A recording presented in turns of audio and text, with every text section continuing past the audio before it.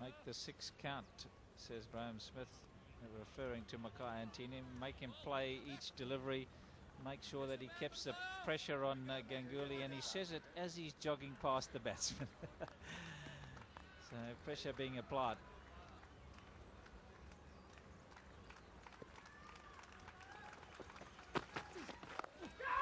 In the end, gone. It is only a matter of time. He said make 6 count. Well, he's done it off the first one. Ganguly, he never looked comfortable. Always going to struggle against the short pitch delivery. A little bit cramped for room. And he's hit it straight to Herschel Gibbs at gully. Gets big on him, doesn't know how to ride it. He does ride it straight to the fielder. Big wicket for South Africa. Ganguly.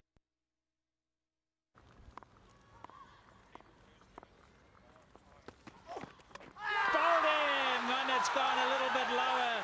Perplexed as VVS Laxman, but that's a big wicket. He was a little unlucky. It scooted along. It didn't get up nearly as much. Victory in sight. Big wicket this. It really is.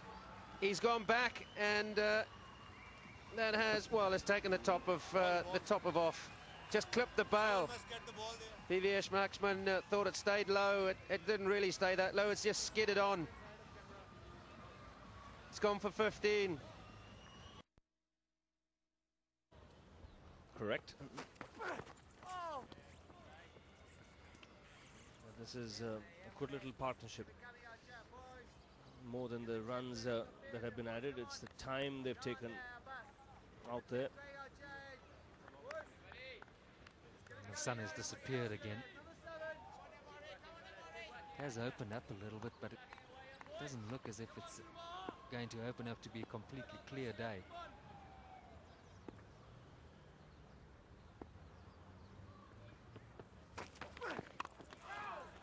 Shot. A foolish delivery from Morkel. Full enough even under these circumstances to play through the line, and that's exactly what Kumble has done. Square drive for 4. There's plenty of open spaces, so the opportunity is there for the runs to come. These two have added 16, but like I mentioned, the time factor. They spent 35 minutes out there. What it will do, it'll help their confidence that they've spent some time at the crease.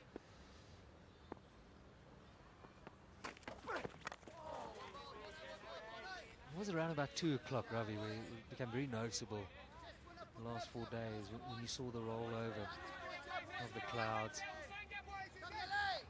And you would have thought then that we'd play cricket till 5. Dish mid-on. Oh, bowled. That's out. Wonderful delivery first up from Hall. Kumble nowhere to go. And a good catch from Amla. Tell you what, that was a beauty. It was right on the money, and you know how difficult that is to do when you haven't bowled for quite some time, as Andrew Hall hasn't, to get it exactly in the right place, just about head high. And a nice, easy, comfortable catch to Hashim Amla. That's a plan coming together. That's why he's so delighted.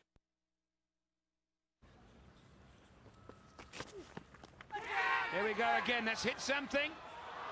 Just gets over Smith's head. We'll have to watch the umpire, though. Was it worth getting excited about?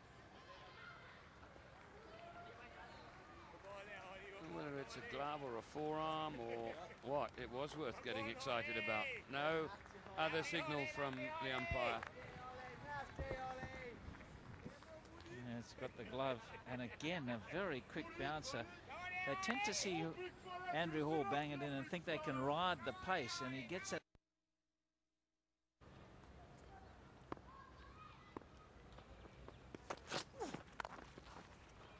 Got that away for 4.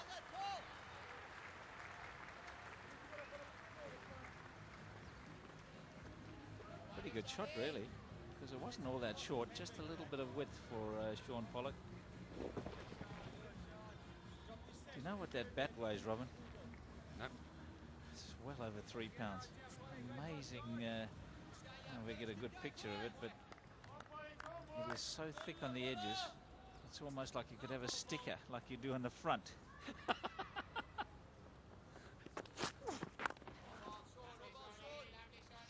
I've heard you talk about bigger bats and stuff a lot. Do you think that if they'd have had bats like this when you played, you would have used one? Because you used like a 2.4, 2.6, which is like a wand. Would your game have suited this sort of bat? I really think these are, the pickup is the whole thing today. The way they pick up is so beautifully. They don't feel heavy, even though they weigh quite a lot, because the weight distribution now is so good. And that's flicked away, and that'll also go for 4 with that big bat. You know, in the old days, you buy one, get one for free. That's right. Nowadays, you got 43. Cost you a fiver. Yeah, now you get 43 for nothing. Makes a hell of a difference, I can tell you. You used to make that one bat last you a long time. I can remember going down to Grey Nichols, down to the factory down in Sussex.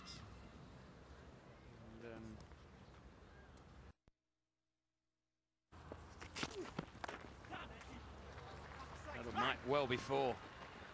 The ball's slowing up just a little bit now. It's just made it to the boundary.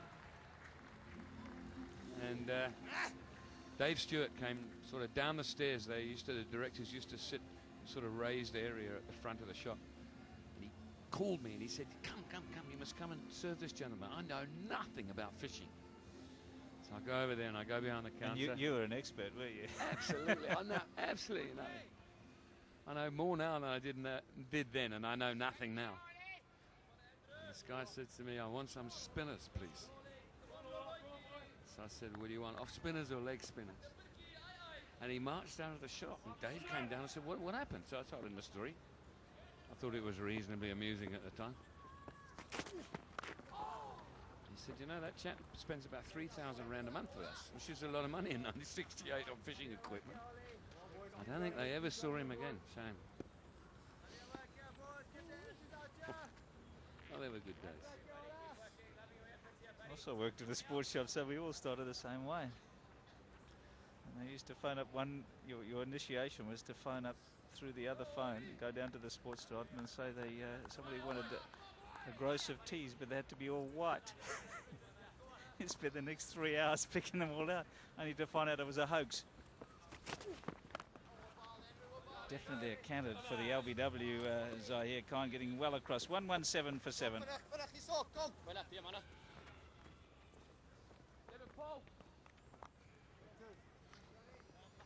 Andrew Hall, one of the South African bowlers who will get the ball to reverse. He's 41 overs old right now. I wouldn't mind seeing him try. He's getting it to reverse in. I wouldn't mind seeing him just